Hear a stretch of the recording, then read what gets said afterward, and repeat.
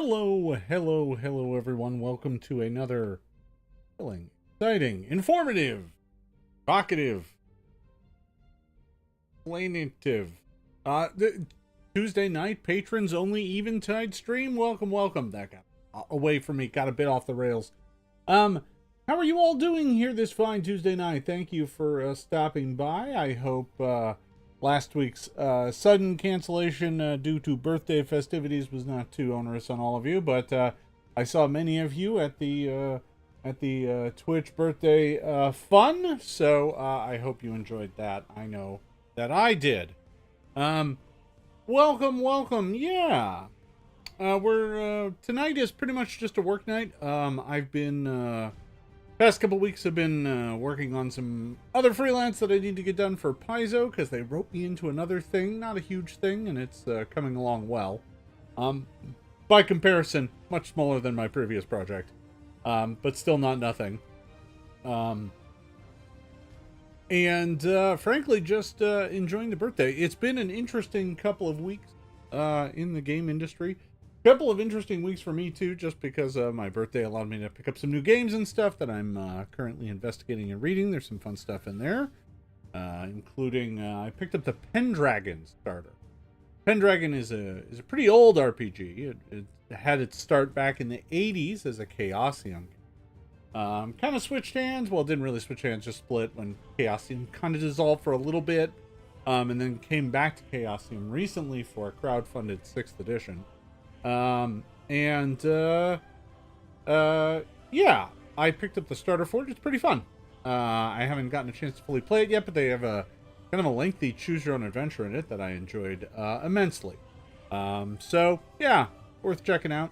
I think it's a pretty simple system. The thing I like about it a lot is it has a pretty robust system built around the concepts of chivalry and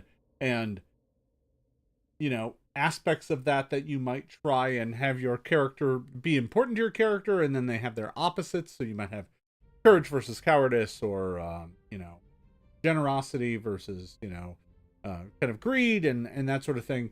And sometimes when you want to do a thing, you are called upon to check against your virtue, your chivalrous virtue, and see if you succeed.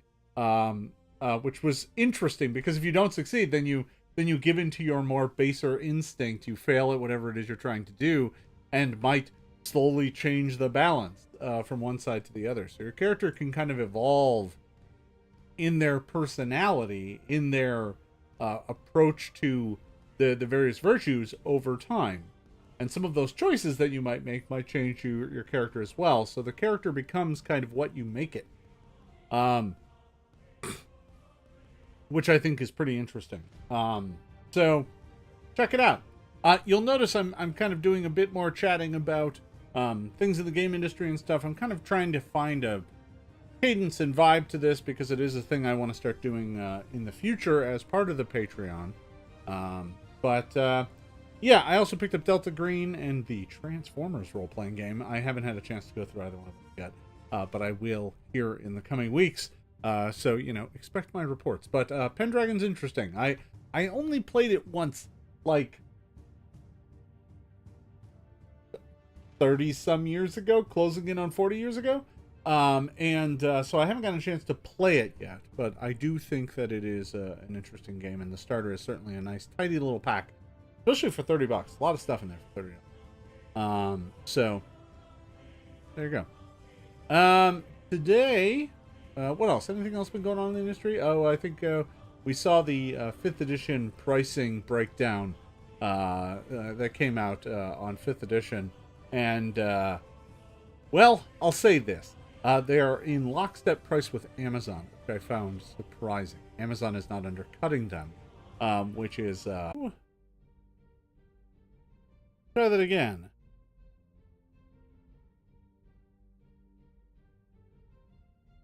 Hold on, folks.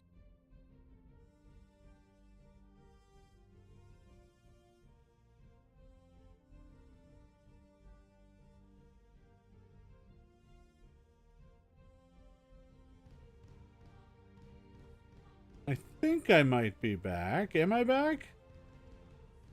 Maybe. I'm assuming you can see me now. Everything looks okay. Interesting. Yeah, I had an interesting hiccup there. No, well, so that's the thing. It's not too hot here yet, but I completely lost internet access for about 10 seconds. And it wasn't my computer. It was all the way back to the router. So I mean, blame Comcast, I guess. That's the safe bet. Okay. Well, good to know. Yeah, no, it's not too hot here yet, but it's about to be. I think I started talking about the 5th edition pricing model, and that's when my internet cut out. So, ominous. Yeah, no, I was just saying that their relationship with Amazon is apparently strong enough that they're not being undercut by Amazon in terms of pricing. And interestingly enough, all of their add-ons are all digital add-ons for D&D Beyond. So interesting. I'm not sure what to take away from all of that, other than the fact that they're clearly trying to get people to play in their kind of backyard alone. But I suppose we'll see how that goes going forward. Great. Yeah. Talking about heat, it's fine right now, but later on this week I'm going to get cooked. It'll be the first real test of new places air conditioning. It's going to be 100 this weekend, so here's hoping everything stays nice and cool. I'll take mostly mitigating the horrible heat. As long as I can stay, relatively cool, I'll take it. So,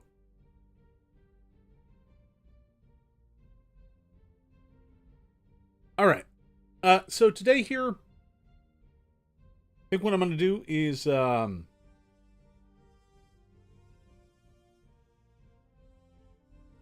going to do some editing. Yeah, as far as the temperature, yeah.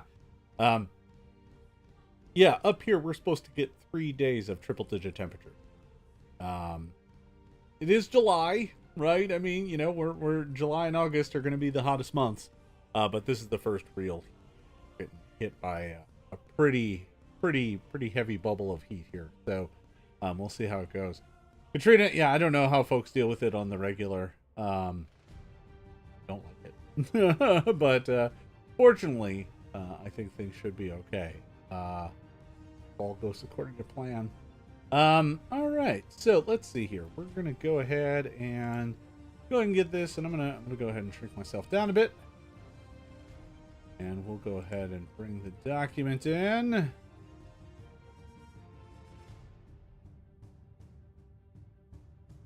There it is. That's way too big, though. Come on.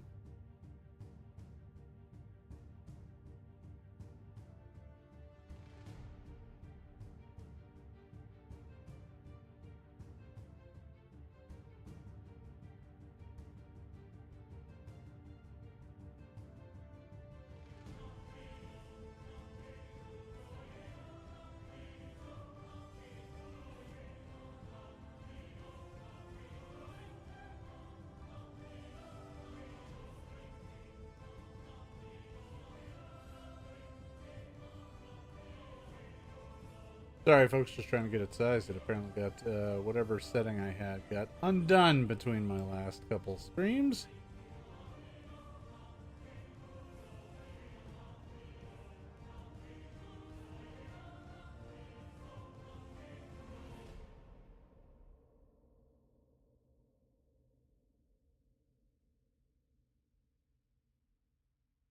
Quite work right either.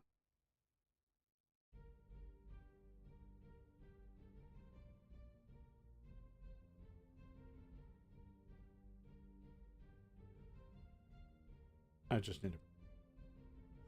There we are. Okay. So, good. That'll work.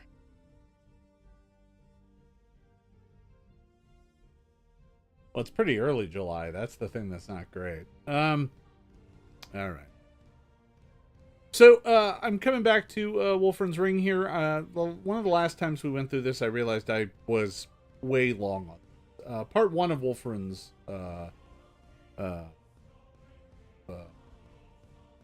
this adventure.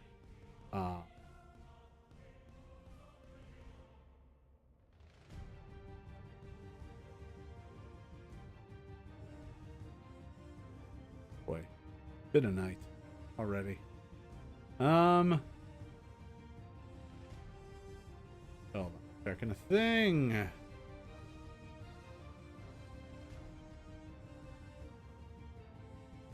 Boy, I'm having weird reading. Okay, hopefully that's...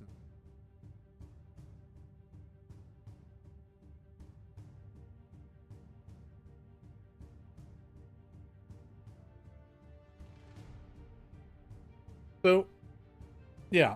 So part 1 of Wolfram's Fate comes in at about 21,000 words. That's 36 pages for 21,000 words. This is at 26,000 words, which is longer. Now, it can be longer. It's a digital adventure as long as I increase the page count by 4s. It doesn't really matter even for print on demand. But that said, it is too long. So one of the things I was going to do here today is do a little trimming and get down to some encounters where I need to make some decisions about some stat blocks. Because the Game Master Guide does not exist. At least not for the remaster. So those stat blocks are not easily available.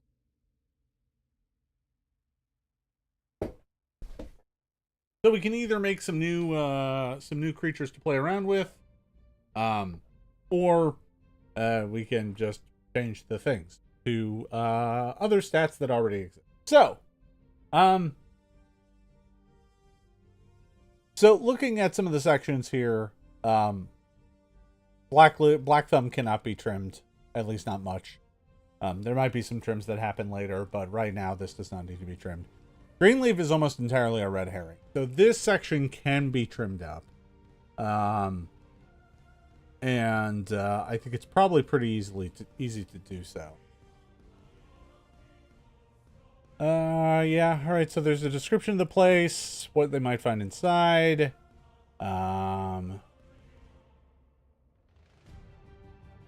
There's a discussion about what can be found in here.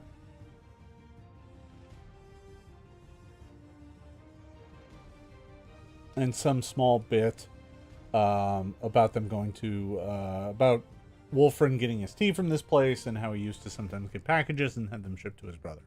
There's not a lot here. There's this bit about Hadram, which is cute. Kind of down here towards the bottom. But I don't know if it's worth keeping. So, let's see. Greenleaf is on a...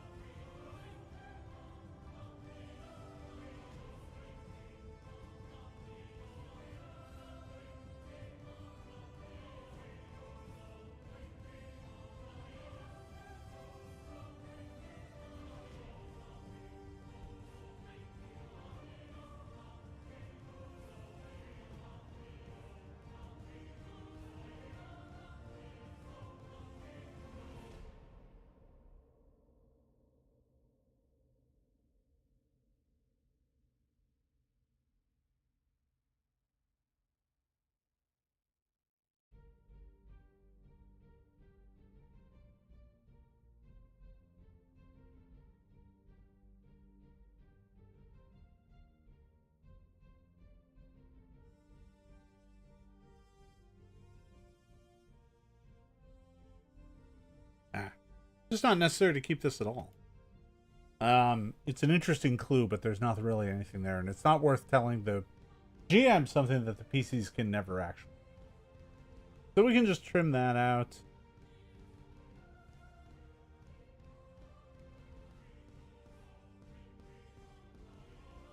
There's this cute little bit about how the upstairs is only sized for halflings, but they're never going to be invited upstairs, so that can go.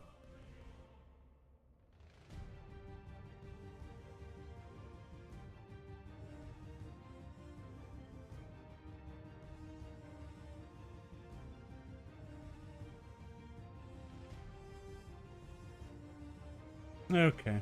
Yeah, that's pretty good.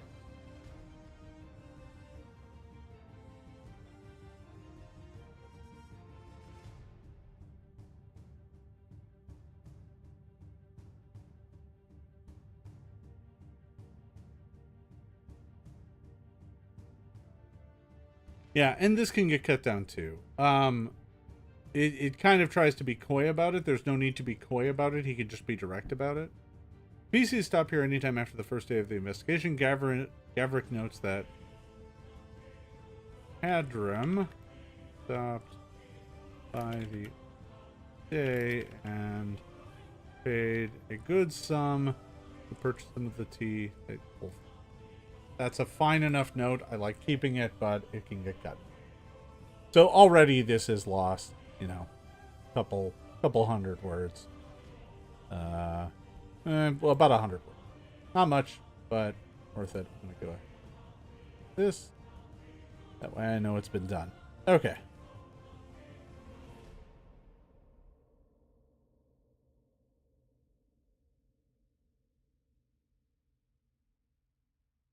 Okay. So that describes where it is. That's fine. Okay.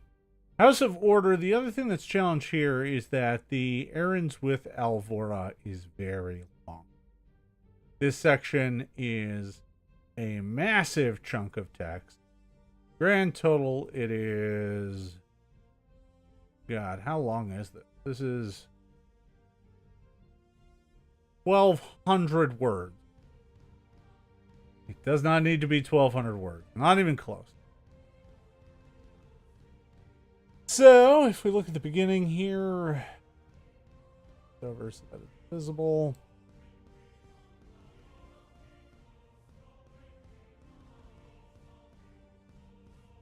Okay.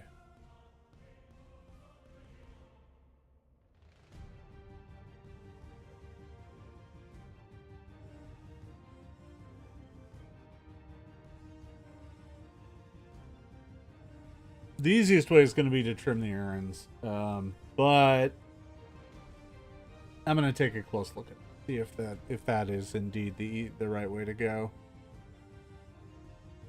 Okay.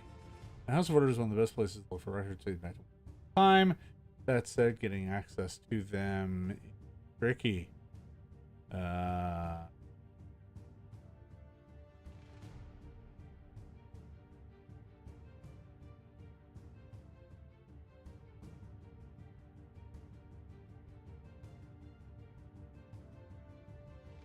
So I do want to add a note in here.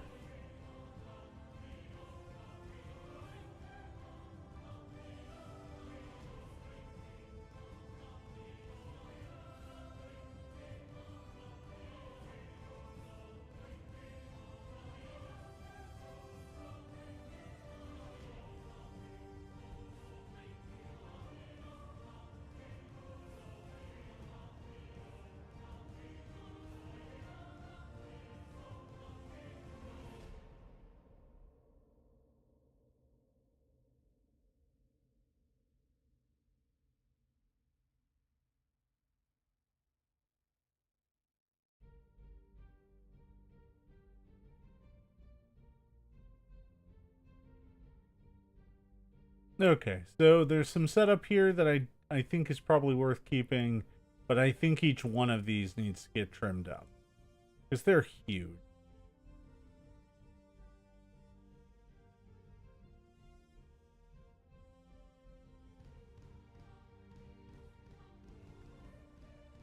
Once they arrive, she explains she's prepared to go outside and give the folks a sermon, although they usually accept a balanced message.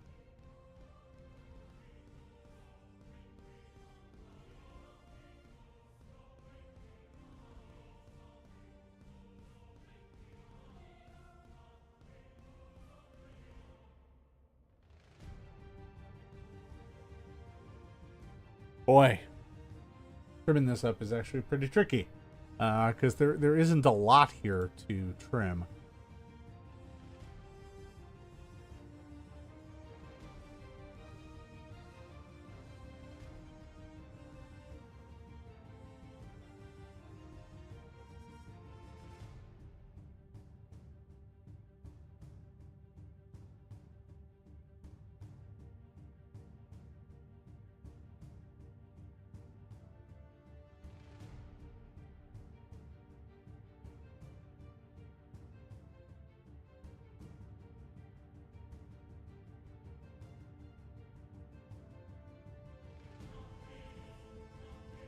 Yeah.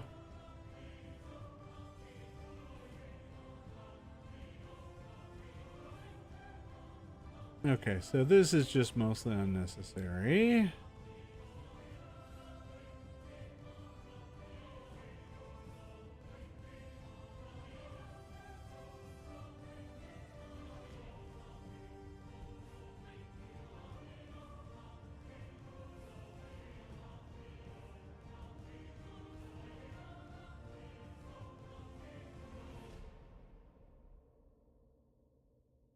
Oh yeah, look at that. Hey, good catch.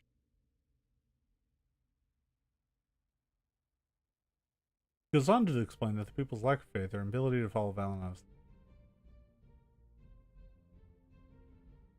that it is the people's lack of faith.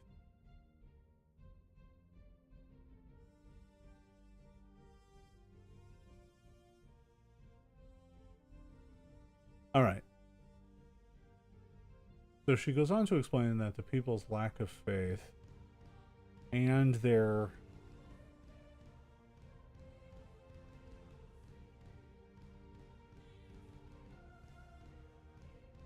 is responsible.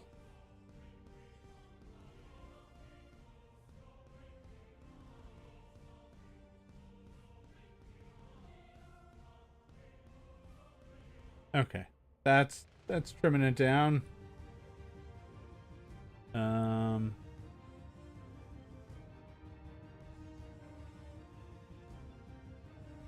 I think I can just change this to Vice.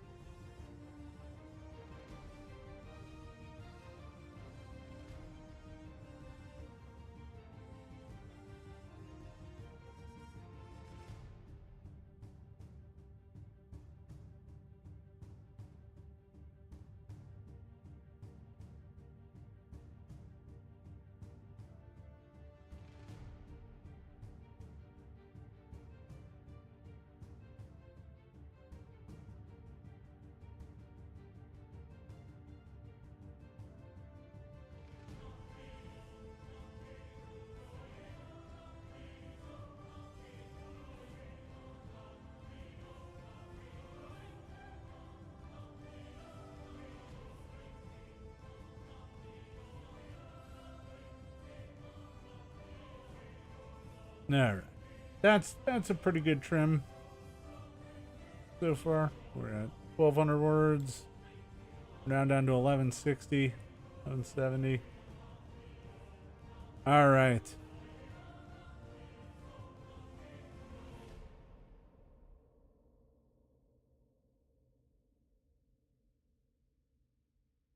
All right. Then she goes north to find the Wandering Shrine of Silara.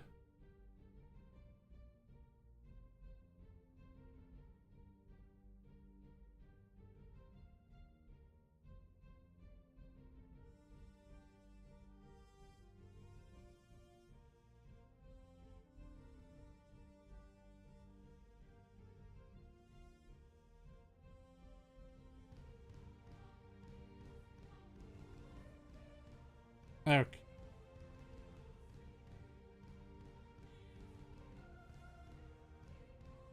Okay. There's definitely a way to tighten this up as well.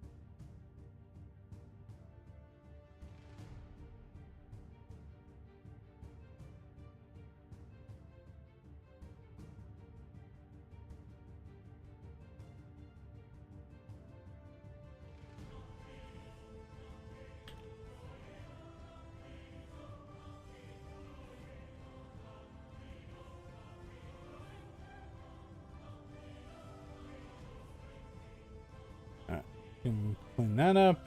When arriving in the jumble, she informs PCs that she has been asked to find the wandering shrine of Solara and all its location and anyone seen offering prayers to the wreck of God. I just stand on her face.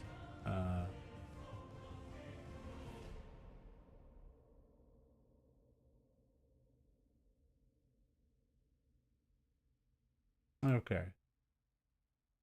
Since the shrine moves daily, she needs the PCs to track it down, and she needs PCs to help her track it down. If PCs agree, they sort back here. Meet up in 20 minutes.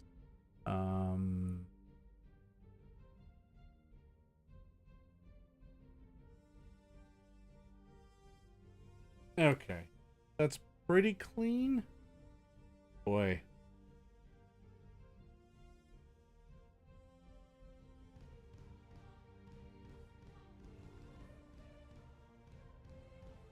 Tricky, tricky. Uh, bu- bu- bu- bu- bu- uh.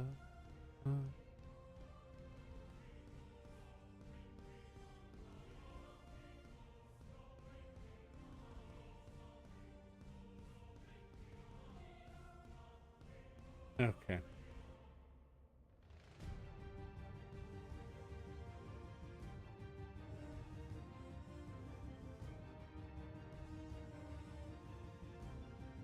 All right. Let's take a look at the Photo Mercy and see if we can make any cuts here.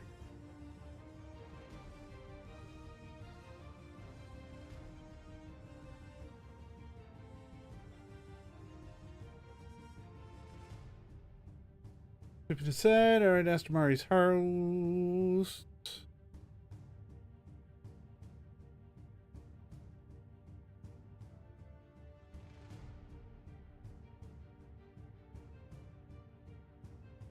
This is where we get the Resolute Heart being mentioned.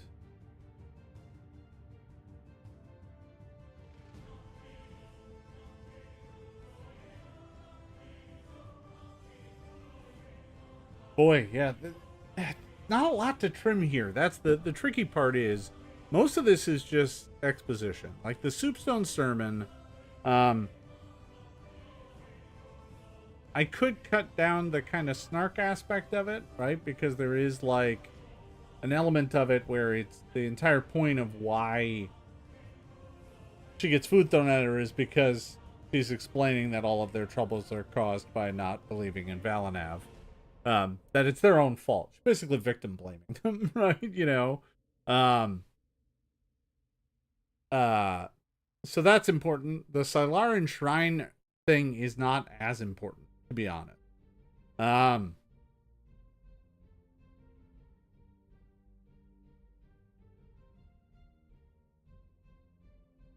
but there's also not a lot of text here to cut.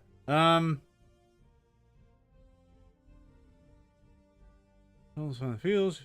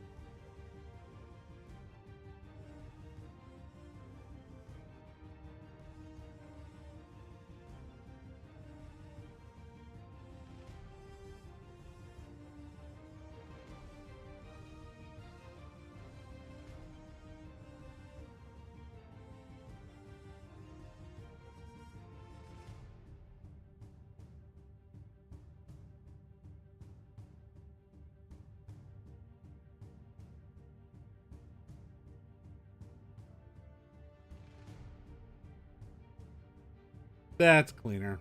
Just too many sentences.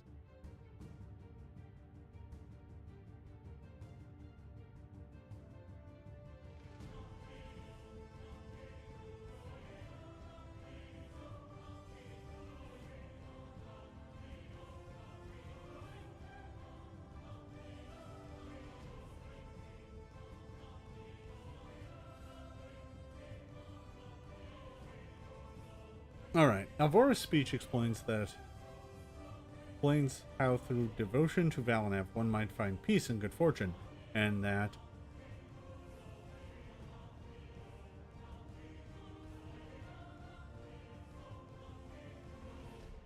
Alvora's speech explains to the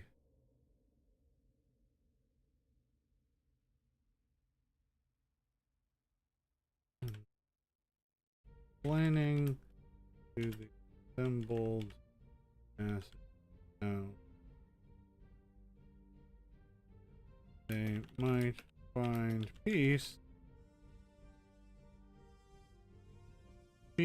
and good fortune through devotion to Valanav.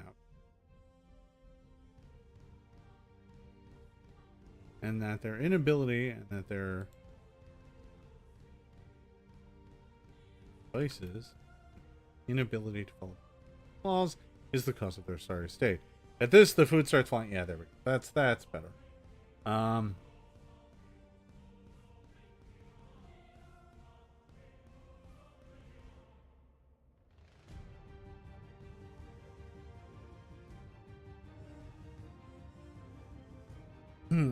All right.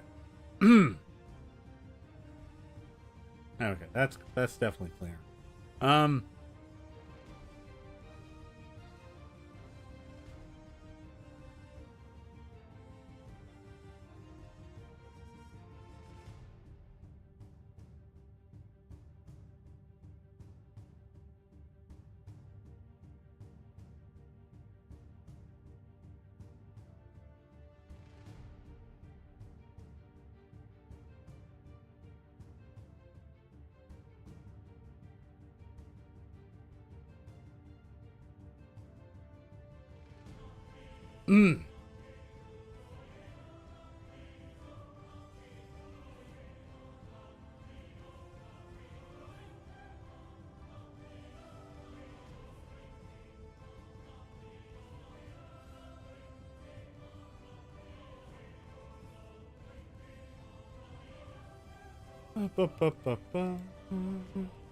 Okay.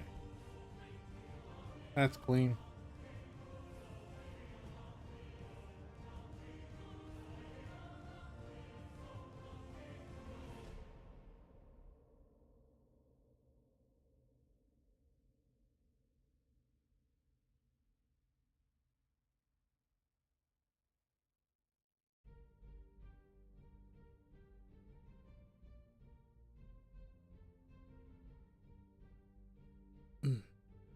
Okay. Okay. So that's cleaner. How much did we trim out? About 150 words. Not a lot. Not a lot.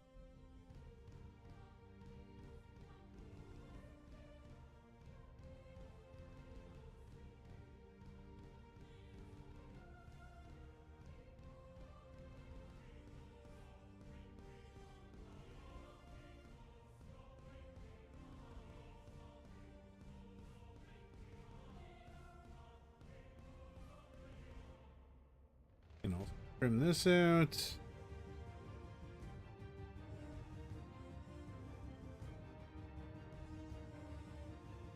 And we can trim this. Just extra words. Extra words we don't need. That was another 50 words. Yeah, we've cut out nearly 200 words now. Down to almost 1,000.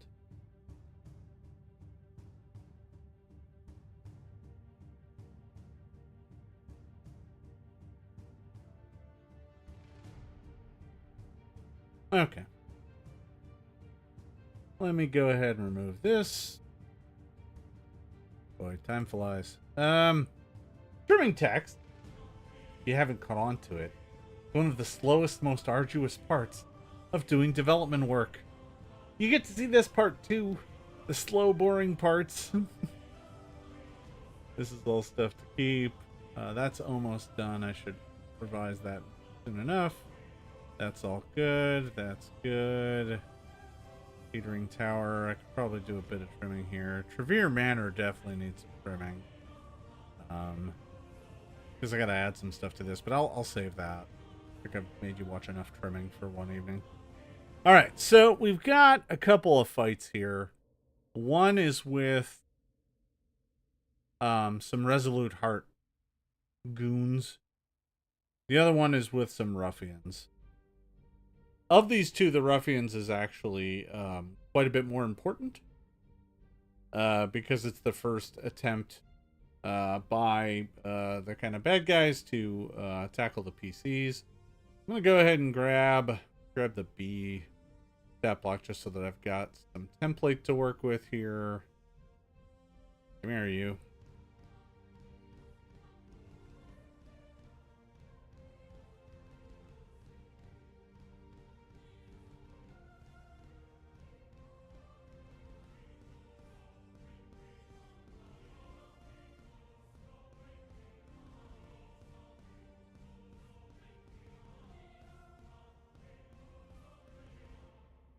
Okay, probably don't need this anymore.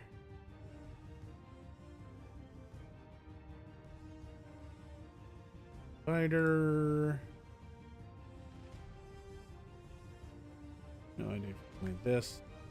Drop it out for now.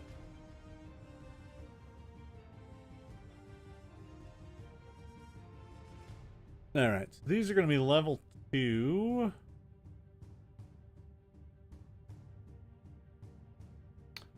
So I can also look up the original Ruffian step. This is not going to be terribly wrong. It's not going to be right. So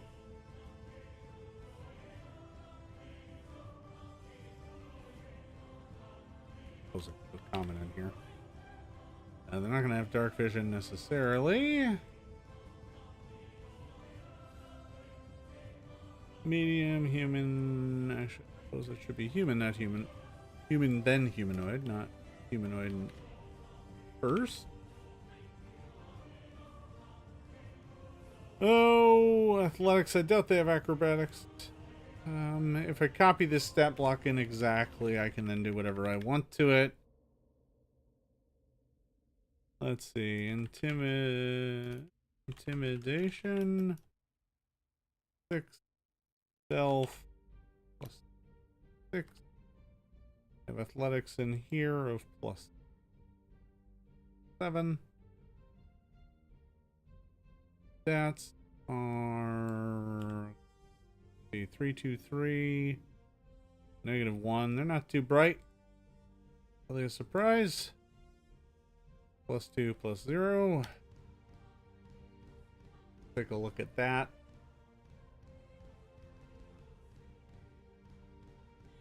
Hit points. These guys got a fair number. 32. AC is 18. And 6. I'm gonna go on to double check these here in a sec. Speed is just gonna be 25. No fly, obviously, because they're not bees. These guys have clubs. And here they do. +9. No traits. Damage is going to be 1d6 +5 bludgeoning.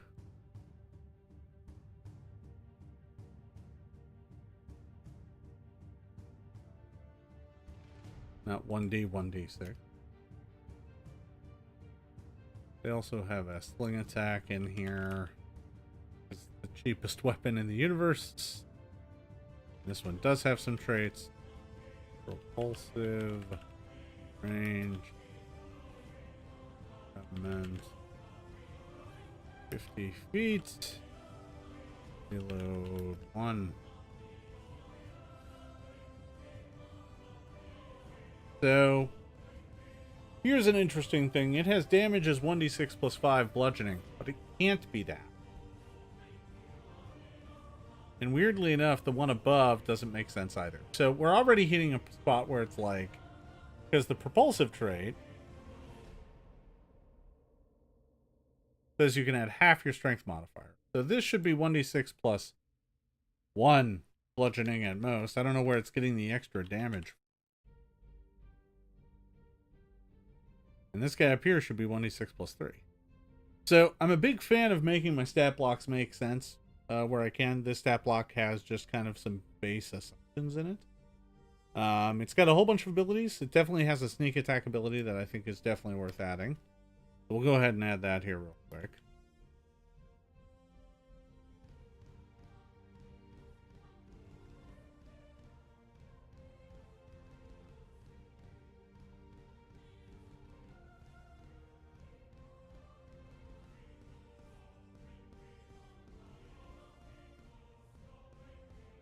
Easy enough.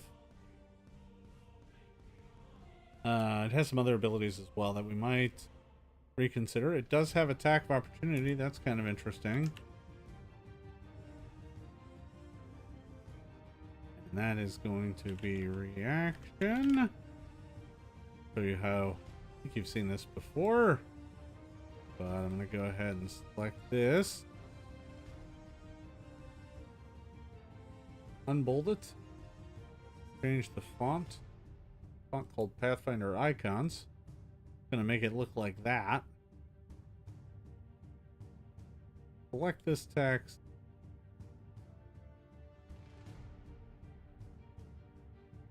Go into font. Advanced. Ligatures. All. There we go. And that caught the ligature. And that means this. Oh, but of course it's not going to be attack of opportunity anymore. It's going to be reactive strike. Because I'm a remastering master. We'll go with that. Let me look at my other numbers things here. So for level 2 baddie, let's see, attributes should be no higher than about 4.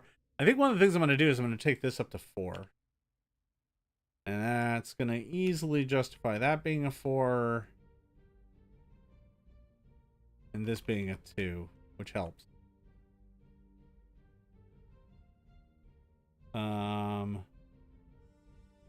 And yeah, 4, 3. All right. Yeah. Okay. Got a perception at 8. With the wisdom of that. Sure. An 8 is possible. Be a little weird, but it's possible. Skills. Probably nothing higher than 8. Bad things no lower than 4. So let's do a check on the skills here. 2. Level 2. Plus minimum proficiency is 2, so that's 4, plus the ability score. So this should be 8.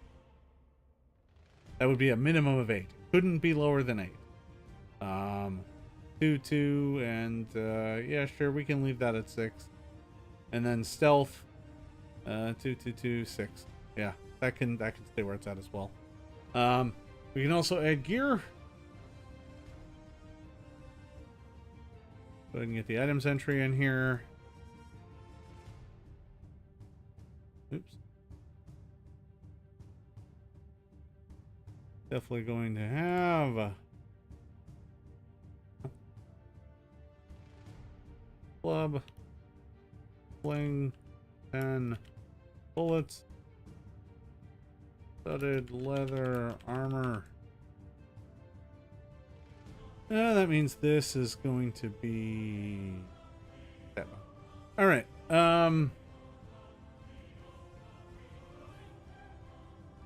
Okay. Level 2, yeah, he doesn't have any save free items. Armor class should be no higher than 18. Let's check his AC and see if it stacks up. 16 plus studded leather.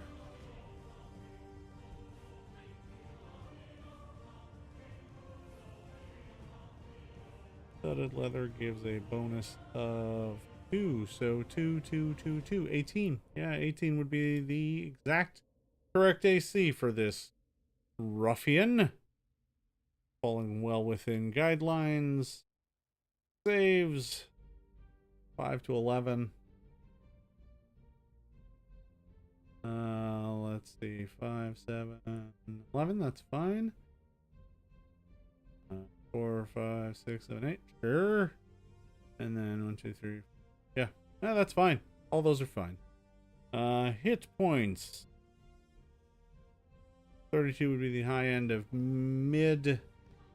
Let's do the game of this guy has 2 hit dice and he's a human. So if he had 2 hit dice and was a human and he was, say, a rogue, he would be getting, let's see, 6, 9, 18 from rogue, 26 from human. He should have 26 hit points. Right? Right.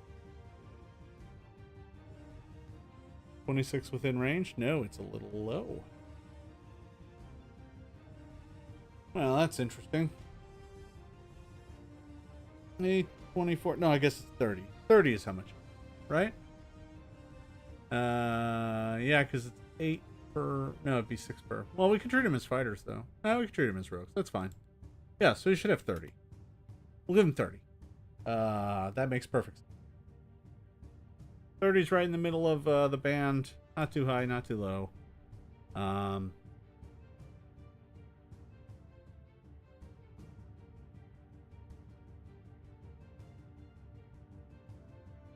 Hired goon. Hired thug. Hired bruiser.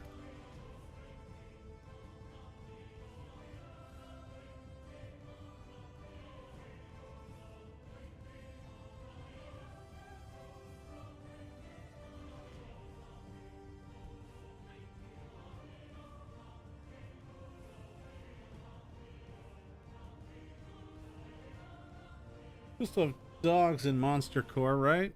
Pretty sure we do. Let me double check. I'm going to want to add an ability or two, but I think I'm pretty close on this. Let's see. Animal. Guard dog. Yeah, -1. Yeah, that'll work. Okay. Let me just take a look at their attacks and make sure that they're not totally off base. 11 would be high, 9 would be average. 2, 4, 5, 6, 7, 8, 9 here. 2, 4. It could go up to 10 here. That kind of makes more sense and actually helps with their little bit low damage value. Because right now their damage is 7. Is a hair below moderate unless they're getting sneak attack, which takes them up to 10, which is high. So that's probably good. Yeah, that's great. Okay, I'm gonna go ahead and save that. Progress being made. We're gonna go and close that out. Back. Well, we did some trimming. We created a bruiser. That's not nothing. A little slow. But I will take it. Progress is progress. Folks, yeah, so things are coming along. You know, this adventure continues to tighten up. I need to find some time. Maybe I'll spend some 4th of July working on it. But yeah, things are coming together. A little slower than I would like, but that doesn't mean that we're not making progress. So, folks, I want to thank you for hanging out and with me and participating in my work night and catching a couple typos. Appreciate that. Join me back here next week. We'll continue either doing some more work or maybe I'll find something else for us to chat about. But I gotta go get everything tightened up for the Twitch stream, which is starting here in just 10 minutes. So thank you for watching, everybody. And we will see you